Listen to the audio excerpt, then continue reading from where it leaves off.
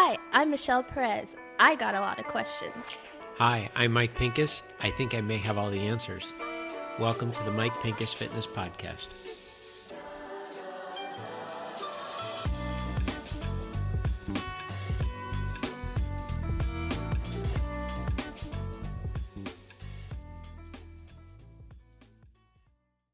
Hey guys, welcome to today's episode of the Mike Pincus Fitness Podcast. Say that 20 times really fast. We are still in season 2, episode 2. We're still in season 2, but we just started.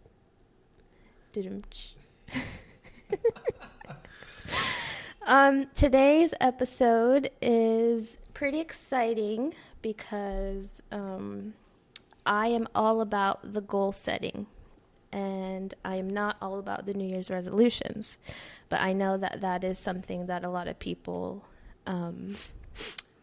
have or do, which actually not a lot of people do it, because I did read a statistic today when I was looking up New Year's resolutions that only 60% of people make New Year's resolutions. 60. Yeah. Mm-hmm. And then 8% of them actually stick to it, which is insane. Right. That's really low. So I actually, I think it was like 3-ish years ago, I would make a list of New Year's resolutions coming out my ears, like for everything. Like drink more water, go outside and get some sunlight, do your hair. I don't know. Mm-hmm. I like having like small goals for myself. And then after a while, I realized that I was writing down too many things and losing focus. Right. So I decided to, which I think a lot of people are doing now, is choose a word for the year. So basically, like, that's your guiding principle, so to speak. So every decision or experience that you have should fall under that word. So that's what I've done this year, and it's really early on in the year, but I think I've done a pretty good job at that. My main goal for this year was to have like a little bit of a mind shift. So instead of, like, I know I have a lot of goals for myself, but I realized that one of the main things that I needed to focus on was the way I thought about things. So trying to be more positive so that I can actually reach my goals. And one of those, obviously, because I think everyone has this as a goal, is fitness. So approaching fitness in a more positive way instead of being like, ugh, like, right, I have to go do this. Right. So I have brought you, the expert, onto your very own podcast to talk about fitness, New Year's resolutions, and maybe some tips for everyone out there. So share with us what you have on those thoughts.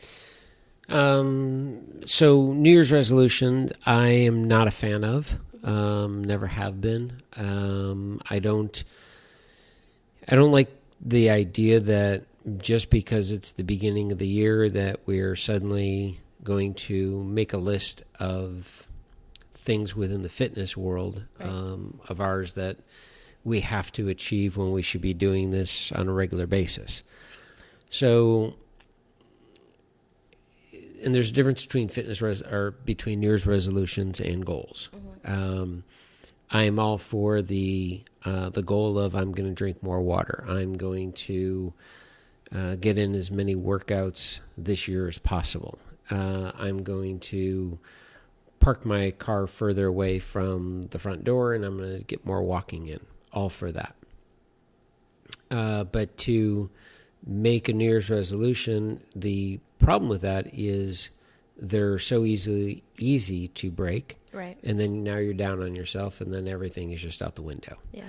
And you give up way too easy. So I've never made a New Year's resolution. I've never, especially not in the fitness realm of things. As far as one of the things I like people to work on as far as goals when it comes to fitness is, and depending on what kind of calendar you use, I started doing this myself on my phone. I use my schedule, my calendar as my schedule, and I will actually schedule in my workout appointments. So my workouts are an actual appointment, so that if a client were to say, hey, can I work out at 1 o'clock in the afternoon? No, I can't. I have an appointment. Well, it just so happens that that's my workout. Right. So, and whether you're doing it on a calendar piece of paper, whether, a paper calendar, whether you're doing it on your phone or the computer, but if you set these workouts, and I actually label mine. So my strength training is my workout. I do a mobility workout is a different one. And then I do my bike rides. Mm-hmm. And they actually get a different color. All my exercise is yellow. So when I look at my calendar, I'm actually seeing where the workout is. At the beginning of the week, I try to give myself a set schedule of when my workout's going to be. And I have in there 7 workouts, 3 strength trainings and 4 bike rides. Mm-hmm. As I go through the week, if I didn't work out that day, if I can move it to the next day and double up, do a strength training and a bike ride, great. I do that. But if not, I delete the workout from my calendar. At the end of the week, I tally up how many workouts I did, and then on my end of my week is Saturday. Mm-hmm. I keep a total of how many workouts I did. So let's say if I was supposed to do 7, but I did 4. So I'll just put 4 workouts. Then at the end of the year, I go onto my computer because I use Google Calendar. So I go onto my computer where it's a much easier thing to look at. And I just count up all the Saturdays. I go through all the Saturdays and I just count all the numbers. Now I know at the beginning of the year how many workouts my goal is, what I'm supposed to get. At the end of the year, I figure out how many I actually accomplished. Mm-hmm. And then I'll set a goal for next year. Okay, I'm going to try to get 10 more in. Well, all right, so what is that? What I have to average and kind of see where I go with that. What that does for me is going back to why I exercise is for health reasons, but, call a spade a spade. It's for vanity reasons as well. Yeah. As a trainer, I need to stay in shape. So if at the end of the year I look back at my fitness and say, well, I'm not in the shape I want to be in, why is that? Where a lot of people have no idea exactly why they got to their goal or why they didn't get to the goal. Mm. From the fitness perspective, I can actually look at the calendar and say, well, instead of 300 workouts, I got in 200 workouts. Okay, well, that answers, because then the year before that, I was in better shape, and I got in 240 workouts. Mm-hmm. All right, so I dropped 40 workouts. That's quite a bit. So that's where I use it from, in that I want to be able to hold myself accountable. Right. Okay. I don't, for me personally, I don't journal my nutrition, but I do have clients that journal their nutrition, and they journal in the sense of their calorie count. Uh-huh. So we can actually go back and look at how many times they hit their calorie count. Did they, a year straight, did they always hit their calories, and a year straight they got in all their workouts? Well, if that's the case, then they had to have lost body fat if that was their goal. Yeah. And if they did, now we can figure out exactly why they achieved their goal. And if they didn't, we know exactly why. So instead of blaming a new diet, blaming a new form of exercise, oh, well, this form of exercise came out and I wasn't doing it, that's why I'm not in the shape. No, right. You just didn't exercise. Yeah. So that's what I like to do at the beginning of the year, is to set goals for myself. Mm-hmm. And I like my clients to set them. But it's not, and I guess it's just a play on words, really. It's not a New Year's resolution. Right. It is just it's an ongoing goal. Yeah. Okay. So 2 questions that I thought of while you were talking about that. Mm-hmm. What if you didn't meet your goals? Like, let's say, someone sets their goals for the week for 7 workout days, and they only did 3, and then they're like, ugh, what's the point? I'm Right. not even going to work out at all. Right. Like, what do you do in that situation? Okay, so that brings us, and we talked a little bit about this last season, episode 13, the difference between motivation and dedication. And that is really figuring out inside your head, are you motivated or are you dedicated? Mm-hmm. And the came up with, or I looked up, knowing that we were going to be talking about this. This is a great definition. The biggest difference between the two is action. Motivation is the initiative to start a task. It includes a person's reasons and desires for engaging in a particular behavior to achieve a goal. Dedication goes beyond a mere desire. It's a person's commitment to following through with behaviors and actions that will lead to accomplishment of that goal. In other words, motivation does not require action because it's purely an inner desire. Dedication, on the other hand, is both an internal wish as well as a physical action and hard work. So if you have a goal of working out, let's just say 4 days a week, and week after week in the first 6 weeks of January and into February, you're averaging 2 times a week. What's the reason? Is it you're losing motivation or you're truly not dedicated? And that's the problem is with New Year's resolution. New Year's resolutions are all based around motivation. Right. Everybody is so motivated, but I don't feel they're dedicated. Having a consistent goal, that goal is the same goal in July as the same goal in January. It doesn't matter. You're truly dedicated to it. So if your focus is to do 4 workouts a week, and you're averaging 2 a week, I would ask the question as a trainer, what's stopping you from getting those 4? If we find out that it's not a realistic goal, let's reevaluate the goal. If it's you're being lazy, then you're motivated, you're not dedicated. If it's you're suddenly starting new projects at work, then we have to reevaluate the goal for right now and say, okay, you're really busy at work. Let's be realistic about this. You're working 15, 16 hours a day, and you're supposed to be getting 4 days a week of workouts in. And the reality is you only have Saturday, Sunday to yourself.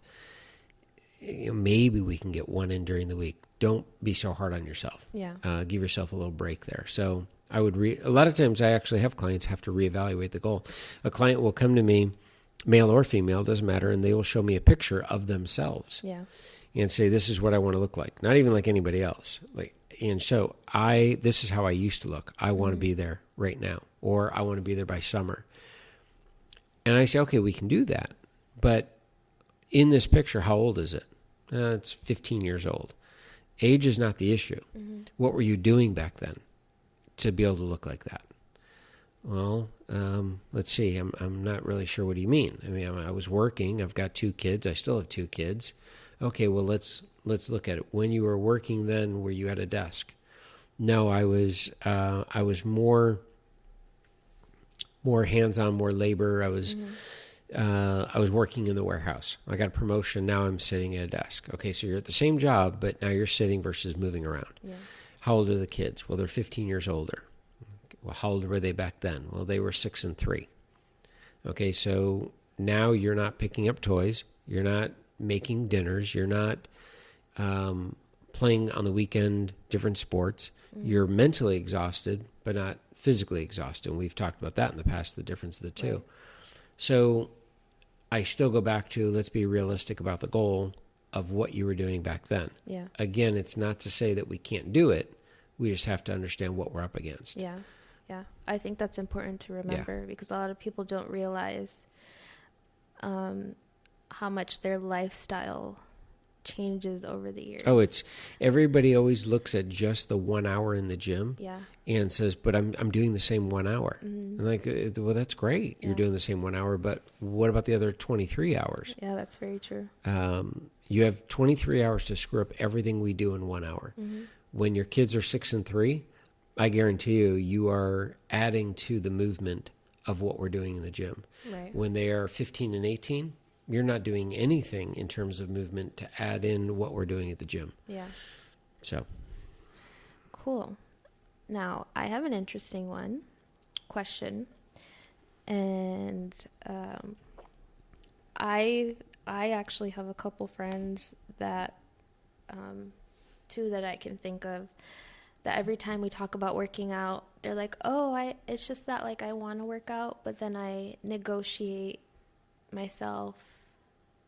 Like, I'm a master negotiator with myself and talk myself out of it.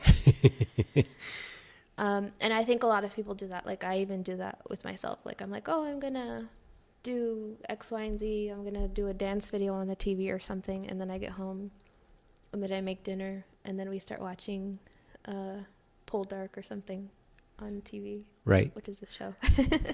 And then I'm like, not happening. Not happening. Yep. So, like, what would you say in that case? And does that still kind of tie along the lines of motivation versus dedication? Or is it that people are just plain lazy? I don't believe that they're plain lazy. I'll use myself as a perfect example. In the last year, my schedule has progressively gotten busier, and I've always, my bike rides are always in the middle of the day, Tuesday, Thursday, and Saturday and Sunday morning. Tuesday, Thursday is typically 11:30 to 1:30. And then my strength training is Monday, Wednesday, Friday, and that typically is around noon sometime.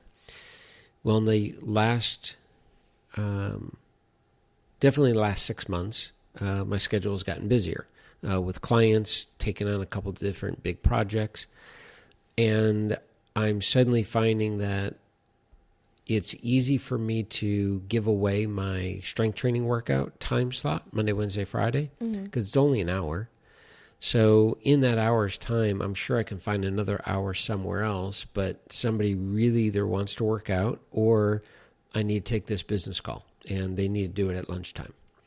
So I say, okay, I'll work out at 1 o'clock. Well, then all of a sudden, now I'm being pushed too close to my afternoon appointments. If I work out at 1, that means I'm going to have to jump in the shower and get back on the road, and that's just not going to work.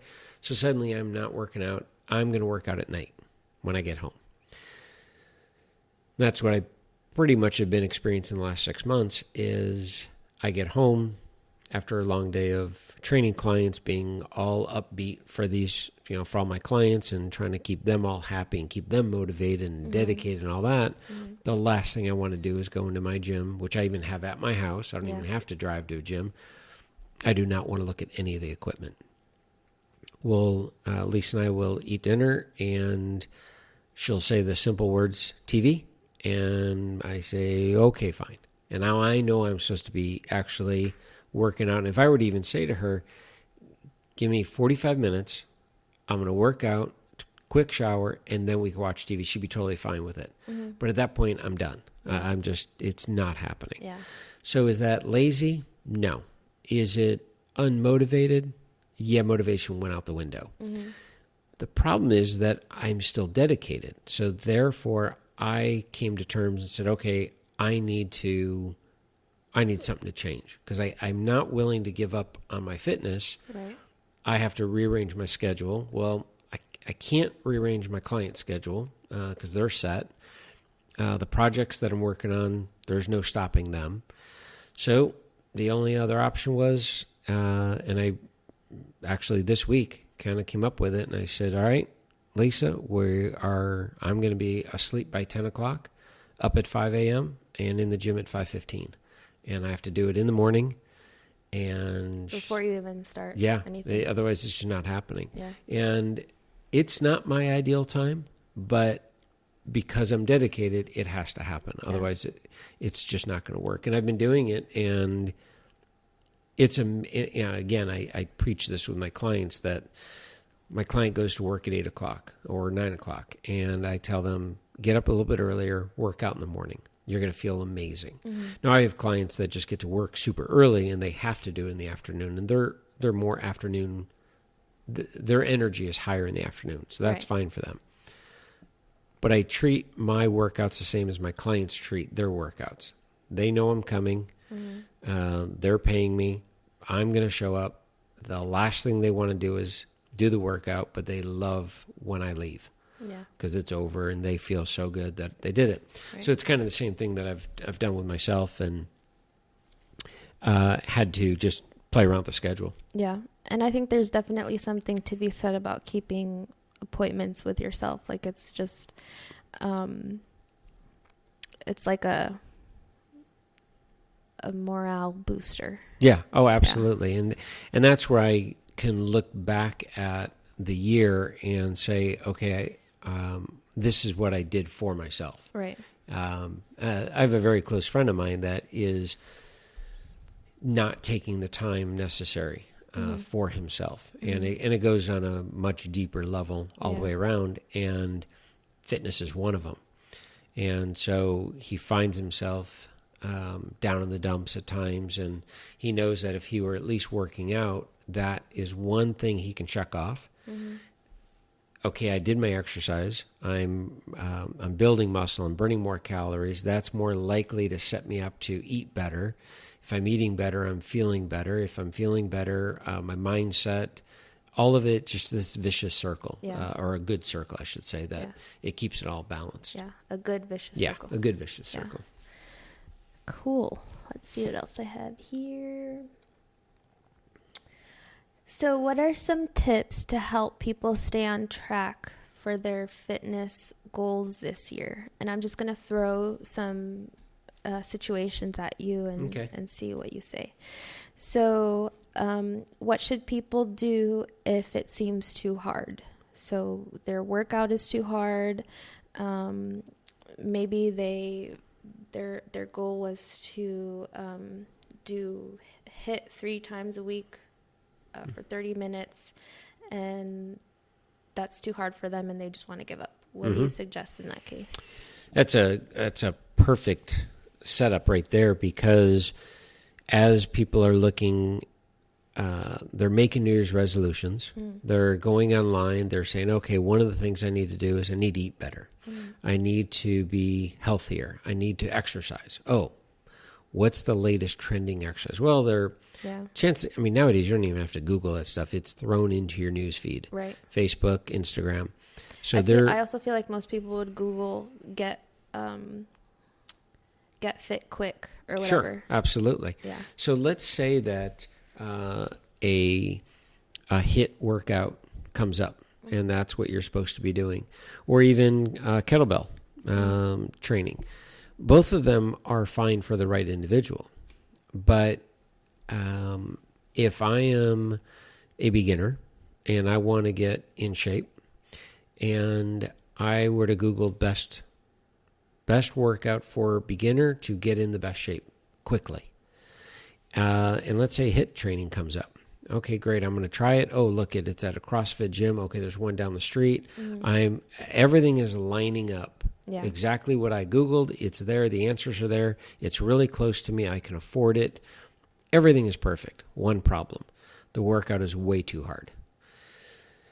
Should you stick it out and stick through it? It depends. Depends on your personality. If you feel that this is something that's going to injure me, and this is just too much for me, then no, find something else. Yeah. There are other options. If it's, you know what, I'm just being a baby about this, and I am being lazy, I know I can do it, I just don't want to do it, then go back. Are you motivated or are you dedicated? I will say that if you're not having fun, which I know that probably in that article, I'm sure they mentioned that as well. If you're not having fun, which goes hand in hand with if it's too hard and you're not having fun, you're not going to stick with it. Yeah. I remember back in the late 80s, early 90s, high impact aerobics was huge. Everyone was attempting to do it. Now here it's a little different too. Okay. So you join the gym, and it's beginning January, you join the gym, you get a tour of the gym, they show you the cardio equipment, they show you the weight room, and in the aerobic studio, which is surrounded by glass, so that it's separating us so the music can be loud. It's normally soundproof, but they want to show you through the glass so you can see and get motivated what's going on. Typically, beginning of January, all the instructors are there. Everybody's in the best shape. And you as a beginner are coming in going, okay, that's what I want to be. I want to look like that. Right. Male or female, it doesn't matter. And you start saying, all right, that's what it's going to take. I'm doing it. And you jump into that class and you get shin splints. It's way too hard. Or you can't get the choreography. It's just too impossible. You have 2 left feet. Most people, at least back then, and I'm sure it's still the same, they quit. They quit the gym. They did not engage into the gym. The gym did not engage them. The gym really failed them because there were so many other things they could have done. Yeah. And it's the trainers' jobs, the trainers on the floor, it's their jobs to recognize this, pull them in and say, you know what, I see you're having a hard time with the choreography, or it looks like you're hobbling along. Is everything okay? Well, this class is, I think, a little too much for me, so I think I'm just going to quit. Well, hang on. We have other classes. We have other options. Or if you don't even talk to a trainer, start to look elsewhere. What else is there available in this gym? You know what? There's boxing. Wow, I've never tried that. They have boxing classes. I'm going to try that. And suddenly I like that. I don't need the choreography for dance. Right. Just because you're looking at a physique, whether it's through Instagram, Facebook, TikTok, through the magazines, at the gyms, and you're seeing this physique and you're seeing what they are doing to get that physique, you can't automatically assume that those two things go together. Right. There's a lot of, photoshopping for one. There's a lot of questions that people should be asking. Genetics is another one. Is that truly what they were doing? I have another example that just came to mind is I have a family friend of ours, and she's a runner. I mean, that is her sport. That's her thing. And her long runs are probably, I think her long run every week is 11 miles. Wow. And her short runs, I think, are 4 or 5 miles. And she runs Monday through Friday. Doesn't run on the weekends. That's her gig. She loves it. And she doesn't do it because it gives her the body. She doesn't do it because it's good for her heart. She does it because it clears her mind. Yeah. And she absolutely, she's one by herself, can listen to her music, don't bother me, she runs. Now, she's got an amazing physique. And I guarantee you her friends, people that know her, people that see her around town say, okay, that's what I want to look like. She's amazing looking, physique, unbelievable. I want to look like that, so I'm going to start running. And every time it will be a disaster. Yeah.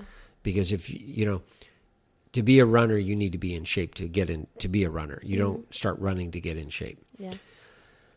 The other thing is that what genetics does she have? That's a big part of this.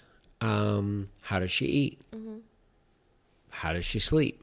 You're over here getting 6-7 hours sleep max. Is she getting 8 to 10 hours of sleep? So therefore she can recover much better to go out for another run. Yeah. Stress levels. What kind of stress do you have? What does she have? There's all these factors. But all people do is they see this woman running up and down the street and say, that's what I want to do. Or they go to a gym and they see this guy lifting weights and say, well, that's what I'm going to do. I'm just going to shadow him and do what he does. Right. But you don't know anything else that goes with that. So yeah, that's true. Yeah. And kind of to go along those lines, in my own experience, I'm very much the type of person that will be open to trying like group fitness classes. And I have pinpointed for years now that I love indoor cycling or in my house spinning. rather. Yeah, spinning. And so I went one time to Soul Cycle and it was awesome. It was cool, but it was way too like frou-frou and hard. Right. And the music was so loud. Right. Like I left there and I couldn't hear for like an hour. And that was one of those things where I was like, just because I didn't like Soul Cycle doesn't mean I don't like spinning. Exactly. But I was able to say, Yep. hey, just because everyone else is doing Soul Cycle doesn't mean I have Yep. to do it either. Which So, is good, because a lot of people would just give up and say, well, right. I tried the hottest, trendiest thing right now, and I'm supposed to love everything about it because I've never heard anyone complain about it, Yeah. and I don't like it, so there's something wrong with me, and therefore I'm just going to give up and not do that. Right. So that's good on yourself that Yeah. you said, okay, that environment's just not for me. Exactly. Yeah. And I've tried other classes here and there, and I've done like cardio bar, which is cool, but that's also like, that's like a once in a blue moon class. Sure. Like if I want to be sore for like 2 Right. days because I'm doing moves that I've never done. Yep. then I mean, that's- a perfect example for myself is, and I preach, I love clients. I love my clients to take yoga. It's so good for their mind, so good for the body. Yeah. Resetting everything, becoming one with the earth. I mean, everything about it is great. I try going in and I'm all over the place. Yeah. One, I don't have the flexibility. That's fine. I can work on the flexibility. The problem is that everyone is in a pose. They're whatever pose they're in, and their eyes are closed, and they are literally in the moment. Yeah. Totally zen. Yeah, totally zen. And I want that. I want to be that. And Yeah. I'm the one eye open, looking around the room going, are they seriously like a tree? Yeah. I don't understand how they do it. My mind is going so many directions, bit of a squirrel. All of a sudden, I'm looking up the tiles going, I wonder if they ever leak. How do they keep them white? Oh, look at the stain over there. Oh, speaking of that stain, I need to stain the furniture at the house, which reminds me, I need to go to Home Depot to get... And suddenly they're on another pose. I'm like, how did they get to that pose? Yeah. Yeah. So there is one yoga class that I can take, person in town that she plays just some of the most amazing classic rock and roll music that I absolutely love. I don't take class often enough, but if I'm going to take class, that's the one I would do. Yeah. Yeah. Whereas I can do Pilates and I don't have to be Zen-like. Yeah. But I want to be Zen-like. I can't do it. Yeah. So I think that's definitely for those that think it's too hard, and then also going in hand with that, it's not fun. Yeah. Just don't go for whatever first thing you see. Like, be willing to be able to try different things. Absolutely. And not just give up just because that one thing Right. didn't work. It'd be the same thing of saying, okay, everyone should be eating Brussels sprouts because they're scientifically proven that they have all the nutrients, and if you don't like Brussels sprouts, try the next one. Yeah. There's no big deal. There's Yeah. so many options. Yeah. So It's kind of how I feel about celery juice. To kind of throw in that forget tangent. that. Like, I don't understand. Sorry, we're going off a little bit here, but Notice it wasn't me that did this. I don't understand how people can say that celery juice is tasty. I don't get it either. Like, you're drinking straight up celery. Right? Yeah. I don't. I'm with you on that one. So if you hear anyone say that, they're lying. Yeah. I All think they right. like the idea of it. Yeah, I think so. So going back to fitness, what do we do if the results seem to take too long? So I actually I thought of something that I read not too long ago. It takes 4 months for you to see a difference. I don't remember what the 8-week mark was, and then 12 months for like other people to notice a difference. And I've seen that like in multiple, probably in like fitness magazine or something, Sure. but is that something that you've heard of? I've not heard necessarily an exact time frame. When I'm training a client, my goal for them is to lose 1 pound a week. If their goal is body fat loss, which 95% of my clients come to me for that reason. Right. So that's what I'm going to be talking about now, is for that goal. So my goal for them is 1 pound a week. So in 8 weeks, that's 8 pounds. Well, if you have 100 pounds to lose, 8 pounds, you're not even going to notice it. Yeah. In the beginning, are you going to lose more weight? Sure. You're going to lose a bunch of water weight. We're getting you drinking more water. We're getting you moving more. I air quote we're cleaning up your diet, because there's no such thing as a clean diet. Yeah. But in other words, we're getting you off of the processed foods. And so, yeah, it's very natural you're going to lose maybe 5 pounds the first week. And you're feeling great about yourself. And I tell everybody all the time, keep in mind, this is going to slow down. So that happy, lucky-go person you are right now, just understand that when we start to hit a plateau, that's normal. Yeah. And they're totally with it in the beginning. And they say, oh, yeah, no, I get it. And all of a sudden they hit that plateau. And I said, we talked about this. Mm-hmm. So... I did find it, by the way. Oh, did you? Because I had to Google it. It was Okay. bugging me. It takes 4 weeks for you to see your body changing, 8 weeks for your friends and family, and then 12 weeks for the rest of the world. And this is like an image that's like all over the social media. Got it. And by all over, I mean like I've seen it on Instagram, Pinterest, Okay. probably even Facebook. So again, it's somebody coming up with those numbers, and it's a possible guideline. Mm-hmm. I have clients that I've worked with in the past where I see a difference, they see a difference, but the scale doesn't even move. And they lose motivation there. And I try to get them back on track with the dedication. Flip side, I've had clients where they're losing weight.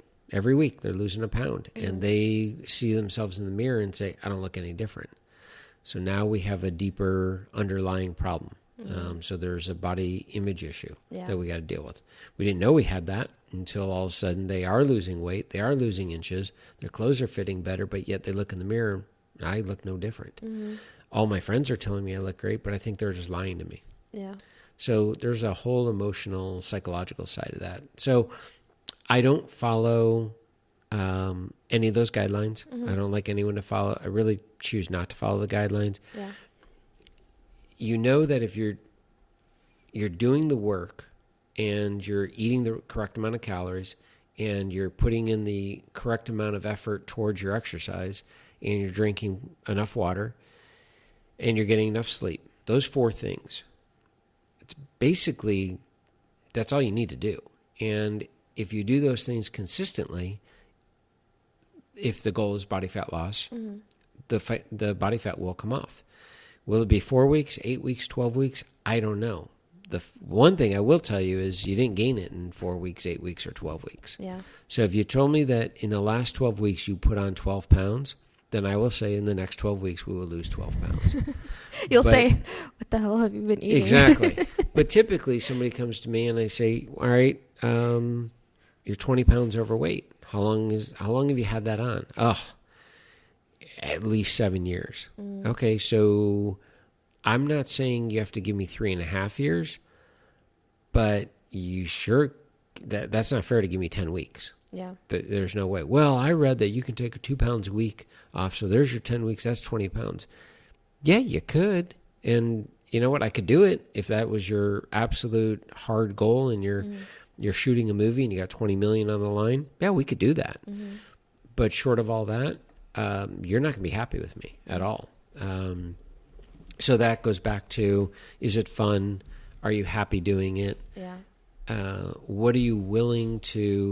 What level are you willing to give up to get to your goal? Yeah. Now, I come from a belief system that if you are changing your life that much, you're going to have a hard time sticking to it. So I tell trainers this. I just had breakfast with a trainer today, and we were talking about this similar topic, and that is we are bringing our world into their world as a trainer into a client. They would not survive in our world if they moved into our home and lived the way we live, ate the way we ate, trained the way we train. I think they'd probably beat somebody. Yeah. Because it's too much. What we do to ourselves, no normal human being's going to do. I mean, we're a little kooky. And I'm like, Yeah, there's no question. So what we do is, our job is as trainers, yoga instructors, Pilates instructors, aerobics instructors, cycling instructors, is understand what we know and what we do. And we, as the New Year's is happening, our job is to bring a little bit of our world into their world. Yeah. Make minor little changes, things that, little small hurdles that they can actually achieve. So instead of saying, okay, you are going to go on this strict diet, they're not going to stick to it. If they weren't currently eating that way, why suddenly, because it's the New Year's, they made a New Year's resolution and they're suddenly vegan? Yeah. No, they're not. It's not going to happen. Were they vegan in December? No, but 2020, January 1st, they stopped eating meat. I'll tell you what, New Year, February new belly. 1st, they're going to be eating meat. Yeah. If in December they weren't doing any hiking or walking, and suddenly January 1st, they're walking every day and doing 4 miles a day, February 1st, they're not walking 4 miles a day. I'm telling you right now, it's not happening.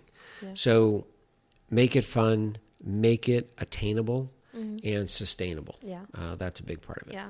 That's definitely what we preach here on MPF podcast. Yes. The last one, which I think is silly to include because there's so many resources out there, but people just make the silliest excuses. What do they do if it's too expensive? AKA, there's all the fancy classes out there are like $50 a class, and I can't That's afford a hell of that. an expensive class, I will say. Have I gone to a $50? As Jonathan said, I hope not. Isn't Soul Cycle? No, I think Soul Cycle Cycle is $30. Yeah, I think Soul Cycle's 30, which is crazy. I mean, that's still insane. Yeah. But that excuse, maybe they can't afford a monthly gym membership. Sure. What would you say to that extent? That's absolutely perfect question, because I have trained a number of clients over the years with no equipment. Literally, they have a pair of running shoes on, and that's it. They don't even, they're fully clothed, but they don't even use a heart rate monitor. You could do everything. You don't need, especially now with YouTube. Yeah. Oh my gosh. It's crazy. You can go onto YouTube, and you can put in 30-minute yoga beginner workout, and you have so many to choose from. Watch the first 3 minutes. If you jive with the trainer, with the teacher, continue watching it. If not, go to the next one. Yeah. Do that in the luxury of your own home. Is it the best yoga class out there? Maybe not. But it's free. But it's free. Yeah. Now, are you going to get injured doing it? Well, you run the risk of, you run the risk of an injury if you're not being sensible to yourself. So if you're watching and the instructor is doing something, you're going, okay, I don't think I can do that. Modify it. If you go on YouTube, we'll go with this example, and you find a yoga video and there are 100 views, but it looks, the scenery looks great, the instructor looks great, I would shy away from that. Yeah. You find another one that's got 6.4 million views, I'm thinking, there you go. And then you look at it and it's got 500,000 thumbs up. That's probably one you're going to like. Yeah. And again, just watch it, skip through it, and see what you think. Perfect. Let's say you're not into yoga. Let's say you don't have a television and you don't have YouTube. Put on your shoes and go for a walk. A friend of mine's right now in Montana, and it's with the wind chills below zero. Oof. Dress appropriately, and they do, and they go outside and they walk. You're not going to walk for a long time, but you can get out there, move, come back inside. You can do jumping jacks. You can do jump rope. Go back on YouTube. You can type in full body weight exercises and just start mixing and matching and seeing what you can do and see what you try.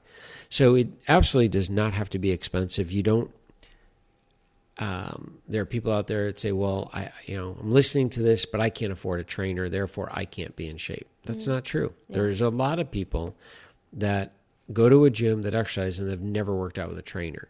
It's not something that you absolutely have to have.